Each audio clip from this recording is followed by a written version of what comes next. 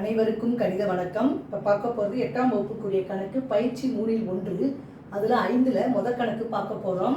பெருக்கல் பலனை காண்க. 2x + 3 இன்ட்டு 2x - 4 இதோட பெருக்கல் பலனை கேட்டிருக்காங்க. நம்ம முதல்ல என்ன செய்யறோம், இந்த 2x முதல் உறுப்பால் இங்கே இருக்கிற உறுப்பை பெருக்கிக்கிறோம். 2x - 4. அடுத்து என்ன இருக்குது, +3 இன்ட்டு 2x - 4. இப்போ 2 பெருக்கினால் 4, x x square minus plus into minus minus 2 4 8x. அடுத்து ப்ளஸ் போட்டுக்கிறேன். 3 2 பெருக்கினால் 6x plus into minus minus 3 4 12. இப்போ அடுத்த ஸ்டெப்பை என்ன செய்ய போகிறோம்னு பாருங்கள்.